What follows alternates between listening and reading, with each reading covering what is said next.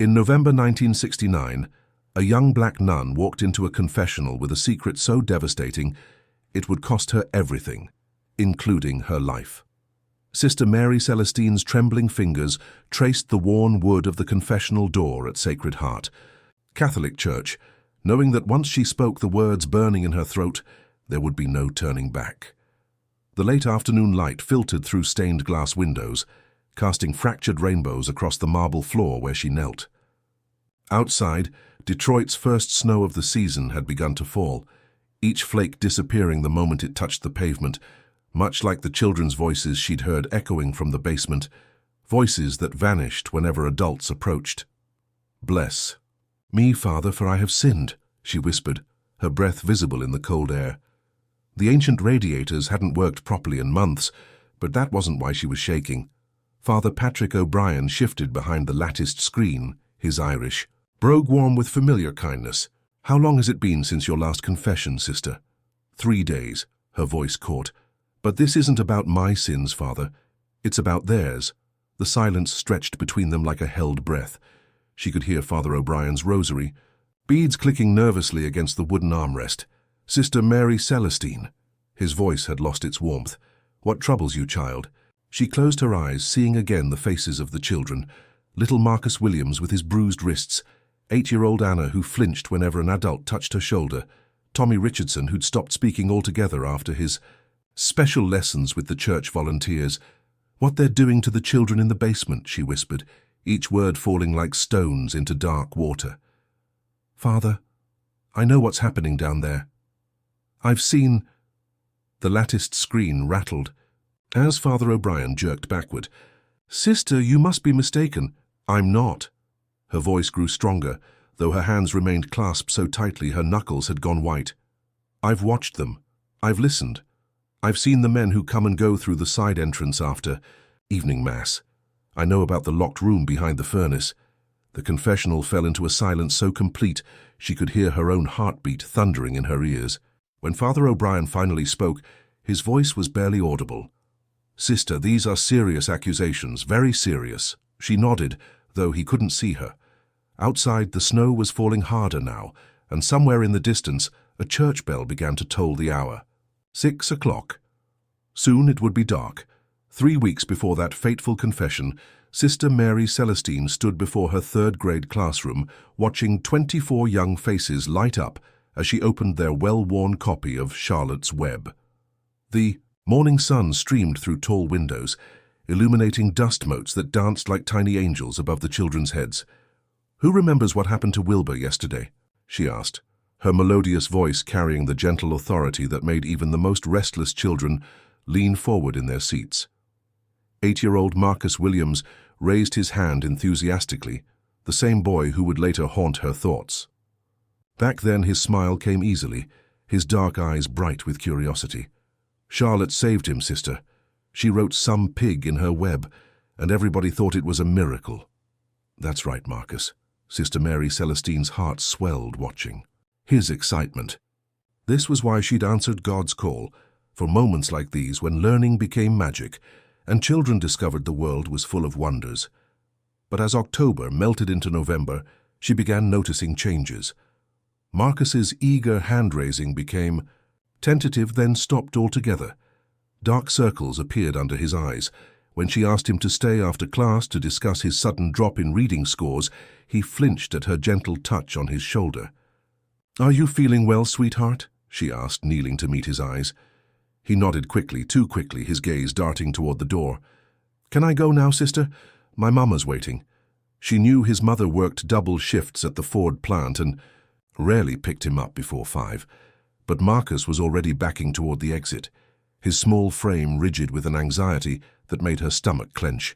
The pattern repeated with others. Ana Rodriguez, usually chatty and bright, became withdrawn. After her special tutoring sessions with Brother Vincent, Tommy Richardson stopped participating in class discussions entirely. When she mentioned her concerns to Principal Sister Agnes, the older nun's response was swift and sharp. "Sister Mary Celestine, these children come from difficult homes. Poverty, broken families, it takes a toll. Perhaps you're being overly sensitive." But sensitivity was exactly what these children needed, wasn't it? She'd grown up poor herself in Detroit's Corktown, knew the weight of adult struggles pressing down on small shoulders. This felt different, wrong. That evening, she found herself walking past the church basement windows, drawn by muffled sounds from below. Through the grimy glass, she glimpsed shadows moving in ways that made her breath catch.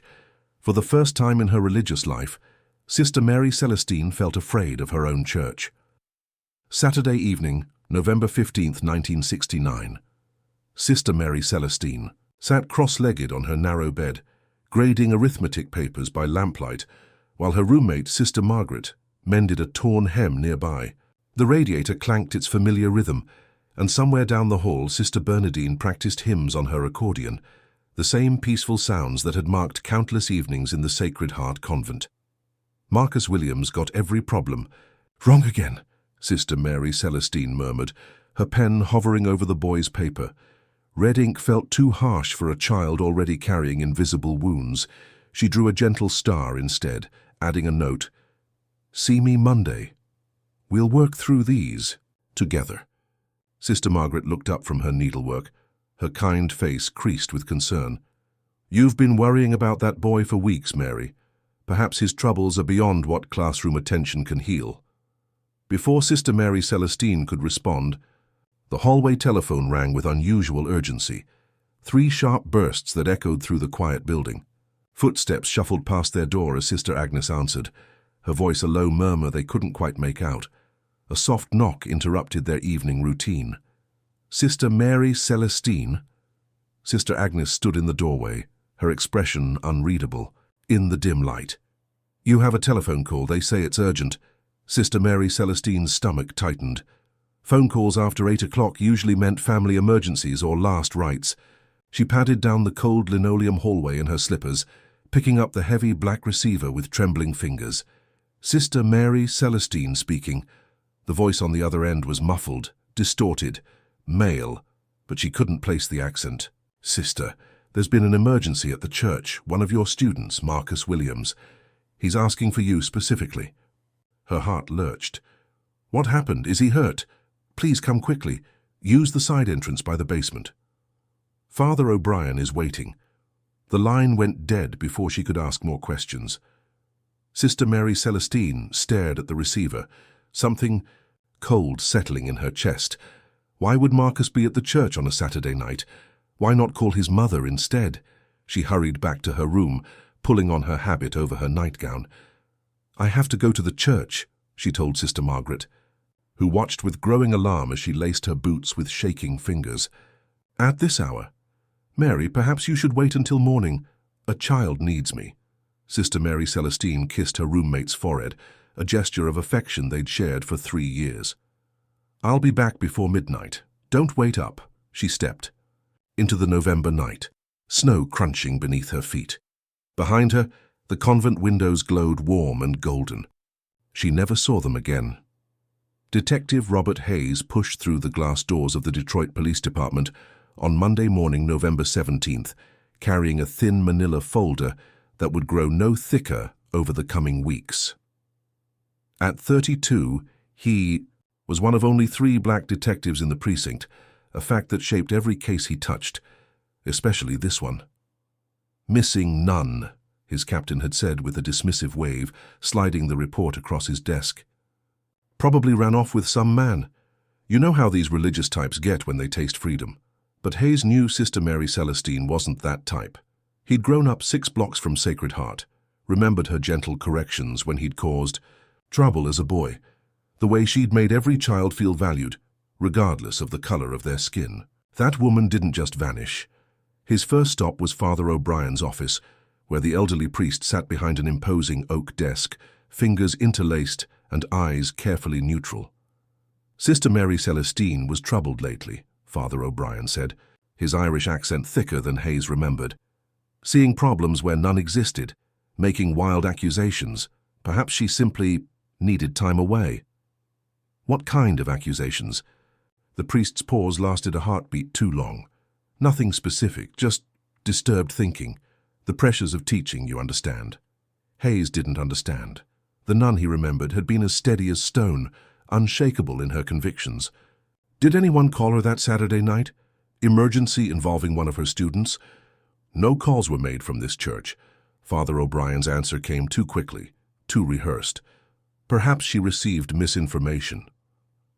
The detective spent the afternoon interviewing the teaching sisters, each conversation yielding less than the last. Sister Agnes spoke of overactive imagination. Sister Bernadine mentioned troubling questions about church activities. Sister Margaret, her roommate, was the only one whose grief seemed genuine. She was frightened, Sister Margaret whispered, glancing around the empty corridor. Something was troubling her deeply, but she wouldn't say what. She kept watching, the children taking notes. What kind of notes?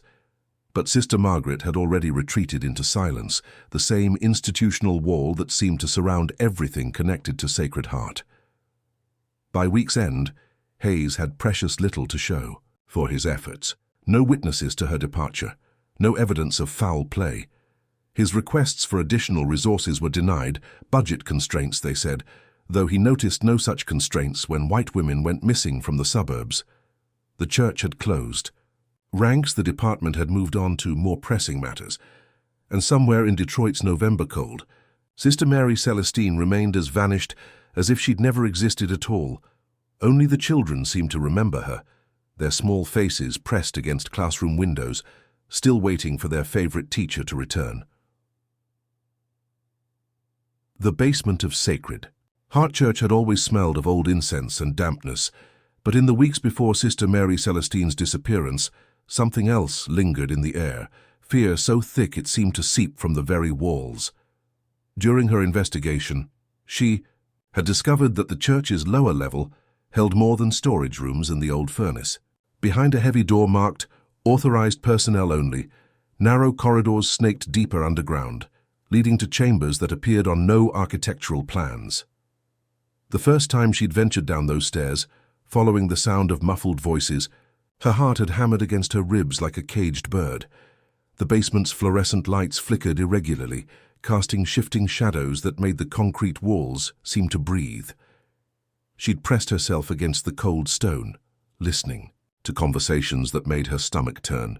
Men's voices discussing schedules and payments with the casual efficiency of any business transaction, but their merchandise was innocence itself.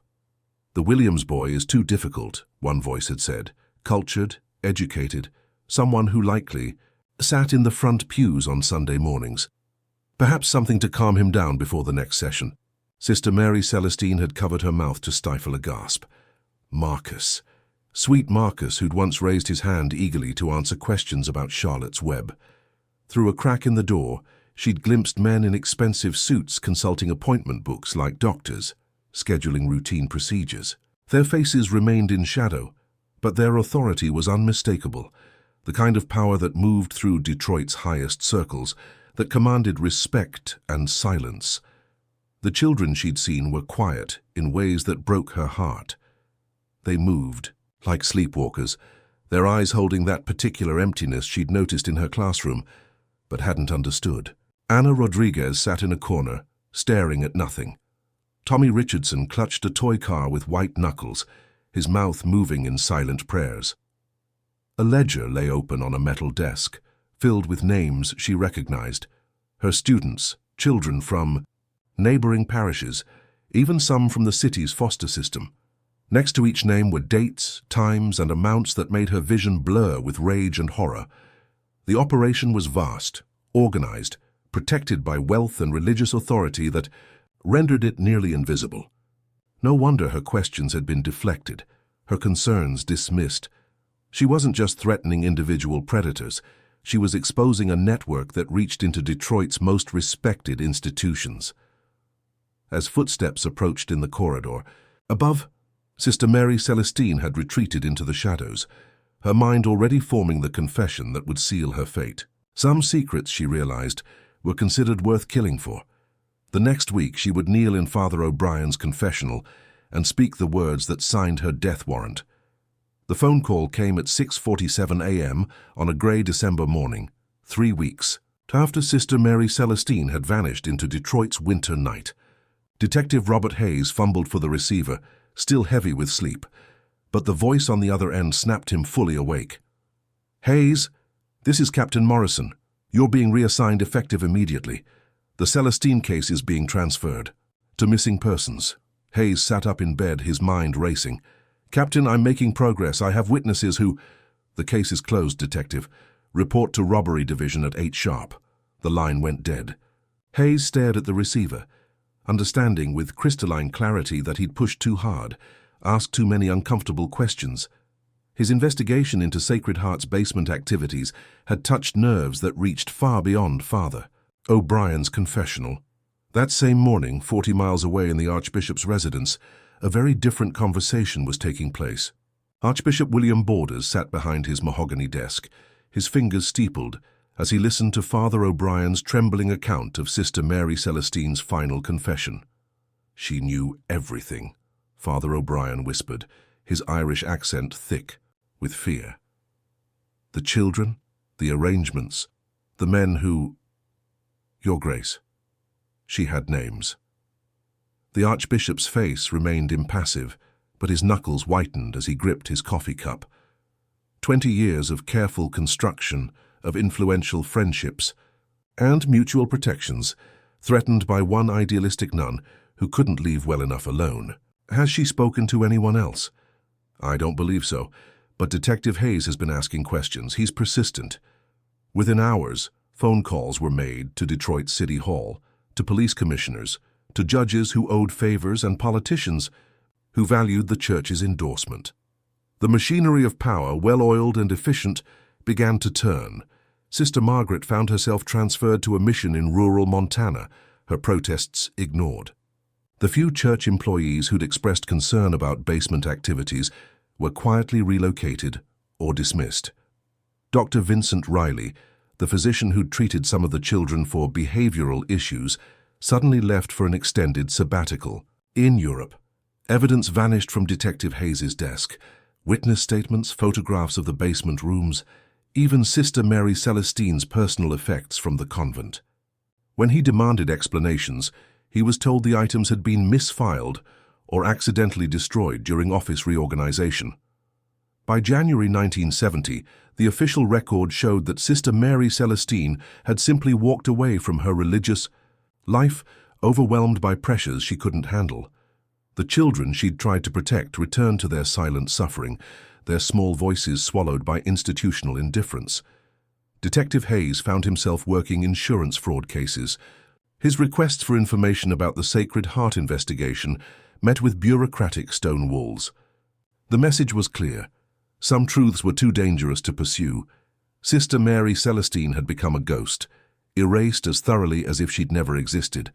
I'll provide you with the previously written chapters 7 to 12. 25 years passed, like pages torn from a book, each one carrying away another piece of Sister Mary Celestine's memory, until she became something between history and legend in Detroit's Corktown neighborhood. Marcus Williams grew up carrying shadows that had no name. By 1985, he was 23 and working construction, his hands steady with tools but trembling whenever he passed Sacred Heart Church. He'd married young, moved to the suburbs, built a life that looked normal from the outside. But late at night, when his wife found him staring out bedroom windows, she knew something had broken in him long before they'd met. "Bad dreams again?" she'd ask, and he'd nod, without explaining that they weren't dreams at all, just memories with teeth. Anna Rodriguez became a nurse, drawn to healing in ways she couldn't articulate. She worked pediatric wards with fierce protectiveness, seeing dangers other staff missed, reading terror in children's eyes that others dismissed as typical hospital anxiety. Her colleagues thought her paranoid. Anna knew better. Tommy Richardson never spoke about his childhood, not even to his therapist. By 40, he lived alone in a Detroit apartment, surrounded by deadbolts and security cameras, working night shifts at Ford's River Rouge plant, where the noise drowned out the voices. In his head, sometimes he'd drive past the old neighborhood and see that the church was still there, still holding its secrets behind stained glass windows. Detective Robert Hayes retired in 1989, his pension intact, but his faith in justice permanently damaged. He kept Sister Mary Celestine's case file in his basement, along with boxes of evidence he'd rescued before they could be lost. His wife had learned not to ask about the nun's photograph on his desk, the young woman whose disappearance had taught him that some crimes were too powerful to solve.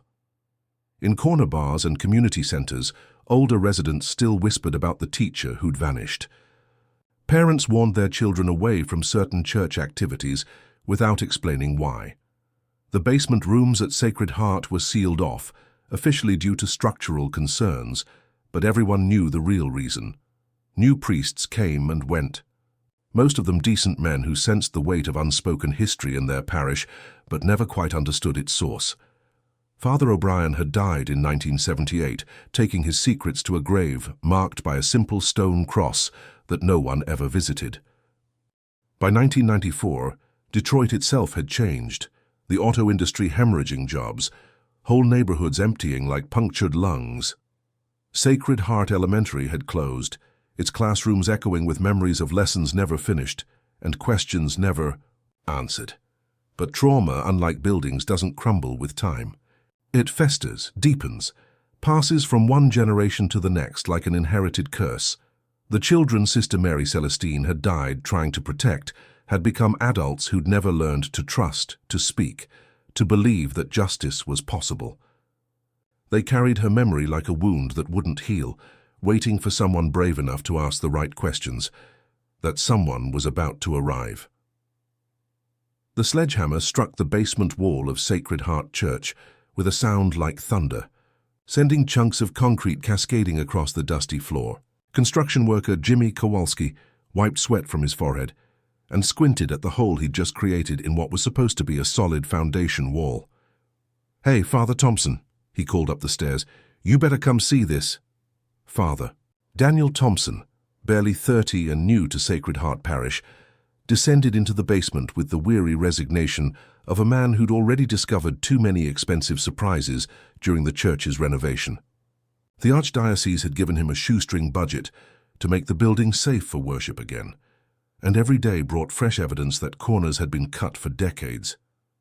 But when he peered into the jagged opening Jimmy had created, his breath caught in his throat. Behind the false wall lay a narrow chamber, maybe 6 feet wide and twice as long. The air that escaped carried the musty scent of secrets kept too long in darkness. Jimmy's flashlight beam revealed a small room that clearly hadn't appeared on any architectural plans, walls lined with filing cabinets, a metal desk pushed against the far corner, and scattered across the floor like fallen leaves, dozens of photographs and documents. "Jesus," Jimmy whispered, crossing himself instinctively. Father Thompson stepped carefully through the opening, his heart hammering as the flashlight revealed what lay scattered on the concrete floor.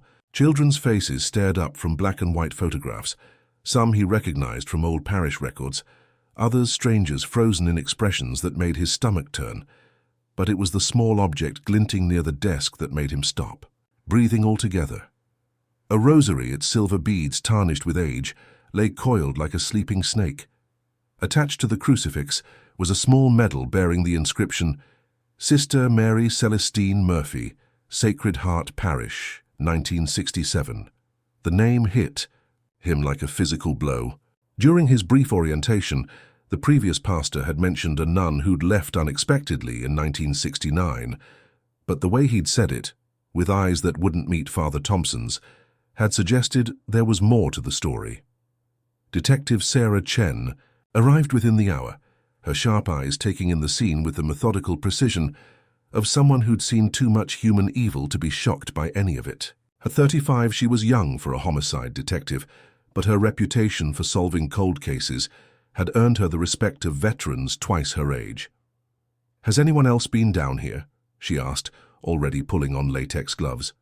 "Just me and Jimmy," Father Thompson replied, watching as she carefully bagged the rosary. "Detective, what do you think happened to her?" Chen's smile was grim as she surveyed the hidden chamber's contents. "Father, I think we're about to find out, and I have a feeling a lot of people aren't going to like the answers." 25 years of silence was about to end. Detective Sarah. Chen spread the contents of the hidden chamber across 3 conference tables at Detroit Police Headquarters, each item tagged and photographed with the precision of an archaeologist uncovering ancient crimes. The fluorescent lights hummed overhead as she studied faces in faded photographs, children who would now be adults, assuming they'd survived whatever had been done to them. Her first call was to retired Detective Robert Hayes, whose voice carried 25 years of accumulated regret when she explained what they'd found. "I knew there was more," Hayes said, his words heavy with old pain. "They buried that case so deep, I thought it would never see daylight again. You sure you want to open this particular door, Detective?" "It's already open," Chen replied, watching Hayes enter the station an hour later, a man in his 60s carrying a banker's box that looked like it weighed more than concrete. His original case files, rescued from institutional amnesia and preserved in his basement like sacred relics. The next breakthrough came from an unexpected source. Marcus Williams, now 32 and working construction downtown, saw the news report about the discovery and felt something crack open inside his chest, a seal he'd kept locked for 25 years. He found Detective Chen at the community center on Bagley Street, where she'd set up informal interview sessions away from the intimidating atmosphere of the police station. His hands shook as he introduced himself, but his voice grew steadier as he began to speak. Sister Mary Celestine was the only adult who ever asked if we were okay, he said, tears streaming down weathered cheeks. She knew something was wrong. She tried to help us. Within days, the word spread through Detroit's tight-knit communities like ripples from a stone dropped in still water. Ana Rodriguez called from the hospital where she worked as a pediatric nurse, her voice barely above a whisper as she confirmed Marcus's story. Tommy Richardson emerged from his self-imposed isolation, bringing with him memories so precise and painful they made Chen's experienced stomach turn. Each survivor who came forward added pieces to a puzzle that revealed systematic abuse reaching far beyond one predatory priest. They spoke of men in expensive suits, of police officers who participated rather than protected, of a network that had operated with impunity under the shelter of religious authority. But even as the evidence mounted, Chen felt familiar resistance building, phone calls from downtown administrators questioning the wisdom of reopening old wounds, suggestions that resources might be better spent on current cases. The same institutional pressure that had buried the investigation 25 years earlier. This time, however, something was different. The survivors weren't children anymore. They had voices, resources, and most importantly, they had each other. The truth Sister Mary Celestine had died protecting was finally ready to be heard. The basement meeting room at St. Matthew's Lutheran Church had become an unlikely sanctuary, its plain white walls and folding chairs holding space for truths that had festered in darkness for 25 years. Detective Sarah Chen sat in the circle every Thursday evening, notebook closed, simply listening as voices that had been silenced as children finally found their strength. "I was 8 when it started," Ana Rodriguez said, her nurse's uniform still crisp despite the exhaustion in her eyes. "Sister Mary Celestine noticed I'd stopped eating lunch. She pulled me aside after class one day and asked if someone was hurting me. I couldn't say the words, but she knew. She promised she'd make it stop."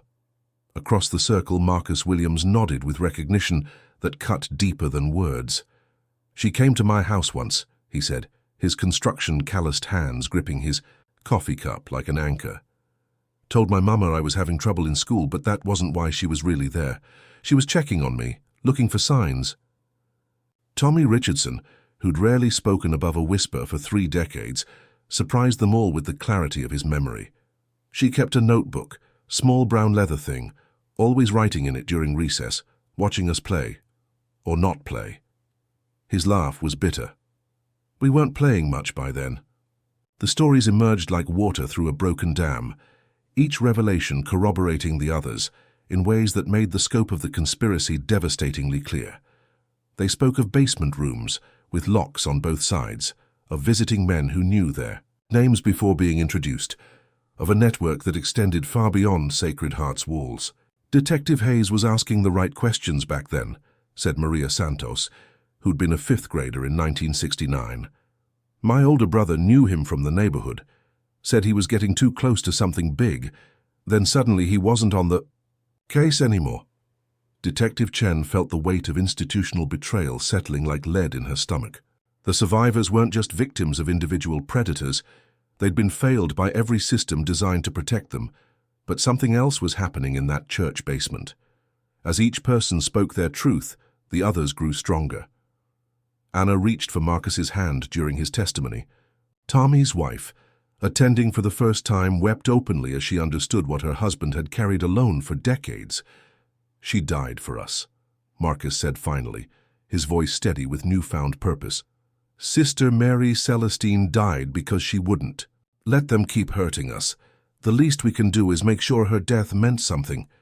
The circle of survivors looked at each other with recognition deeper than shared trauma. They saw the determination that had gotten Sister Mary Celestine killed, burning now in their own eyes. They were no longer victims. They were witnesses. And they had a story that demanded to be told. The breakthrough came from an unlikely source, a deathbed confession from Vincent Malloy, a former Detroit police sergeant who'd carried his guilt for 25 years like a cancer in his chest. Detective Sarah Chen sat beside his hospital bed on a grey March morning as Malloy, his voice barely audible above the whisper of oxygen machines, finally spoke the words that had been choking him since 1969. "We were supposed to scare her," he wheezed, his rheumy eyes fixed on something Chen couldn't see. "Make her understand she was in over her head, but when she saw us waiting in that warehouse," his breath rattled like autumn leaves. She knew we weren't there to talk." The warehouse stood on Detroit's east side, abandoned since the auto industry's collapse, its broken windows like dead eyes staring across the industrial wasteland. Chen and Marcus Williams approached it together, her hand resting on her service weapon, while he carried the weight of 25 years of nightmares. Inside, beneath decades of debris and decay, they found what remained of Father O'Brien's private office. Filing cabinets, a desk, and most damning of all, a leather journal bound with a rubber band. The pages chronicled everything. Names, dates, payments, the entire network that had operated under Sacred Heart's protection. "This is her handwriting," Marcus whispered, recognizing the careful script that had once corrected his arithmetic papers. Sister Mary Celestine had documented it all. Every child, every perpetrator, every crime. The evidence that would have destroyed the conspiracy and sent dozens of powerful men to prison. On the final page, dated November 15th, 1969, she'd written, "They know I have this. If something happens to me, may God forgive them because I cannot." Malloy's confession led them to the truth neither had wanted to hear. Sister Mary Celestine hadn't been lured to the church by a fake emergency call. She'd been taken from the convent at gunpoint, driven to the warehouse where Father O'Brien and 3 other men waited. They demanded she surrender her evidence and disappear quietly into another state. Instead, she'd stood in that cold warehouse and refused to abandon the children she'd sworn to protect. She looked at Father O'Brien and said, "These children have no one else," Malloy had whispered. That's when we knew she'd never stop. The rosary they'd found in the hidden chamber hadn't been dropped accidentally. It had been taken from her body as a trophy, kept by Father O'Brien as a reminder of what happened to those who threatened the network's survival. Chen stared at the journal in her hands, understanding that Sister Mary Celestine had known exactly what her courage would cost. She'd documented everything anyway, hoping that someday someone would care enough to listen. 25 years later, someone finally had. "She never had a chance, did she?" Marcus asked, his voice breaking. "No," Chen replied, "but she made sure the truth survived. That's what she died for." The renovated Sacred Heart Church looked nothing like the building that had harbored such darkness 30 years earlier. Sunlight streamed through new stained glass windows, casting rainbows across walls that had been stripped down to stone and rebuilt with transparency in mind. The basement had been filled with concrete, its secrets finally buried forever. On a warm September morning in 1996, 200 people gathered in the sanctuary for a memorial service unlike any the building had ever hosted. Sister Mary Celestine's elderly mother sat in the front pew, her weathered hands clutching a photograph of her daughter in her teaching habit, the same radiant smile that had once made Shakespeare come alive for restless third graders. Marcus. William stood at the podium where he'd once been called to recite multiplication tables, but today his words carried the weight of survival and purpose. At 34, he'd found his calling as a child advocate, working with Detroit's foster system to identify signs of abuse that others might miss. Sister Mary Celestine taught us that courage isn't the absence of fear, he said, his voice carrying to every corner of the church. It's doing what's right despite being terrified. She was scared that night in 1969, but she chose to protect us anyway. In the congregation, Ana Rodriguez wiped tears from her eyes. She'd recently been promoted to head of pediatric nursing at Detroit Children's Hospital, where she'd implemented new protocols for identifying abuse, procedures inspired by a teacher who'd noticed changes in her students 3 decades earlier. Tommy Richardson sat beside his wife, no longer the silent, broken man who'd hidden from the world. Their teenage daughter squeezed his hand, proud of a father whose courage had finally emerged from shadow. Detective Sarah Chen watched from the back, understanding that justice sometimes took forms that couldn't be measured in prison sentences. The surviving perpetrators were too old, too protected, or too dead to face trial. But the network they'd built had been exposed, its methods documented, its future victims protected by survivors who'd refused to stay silent. Father Thompson, who'd presided over the church's spiritual renewal, spoke of redemption and the long arc of truth. But it was Sister Mary Celestine's journal, now housed in Detroit's Civil Rights Archive, that would ensure her sacrifice continued protecting children for generations to come. As the service ended, mourners filed past a simple memorial, stone placed where the basement entrance had once been. Engraved in black granite were the words Sister Mary Celestine had written in her final journal entry, "These children have no one else." But that was no longer true. The children she'd died trying to save had grown into adults who'd found their voices, their purpose, their power to protect others. Her legacy lived not in marble monuments, but in lives transformed by the courage to speak truth in the face of evil. Sister Mary Celestine Murphy had finally come home.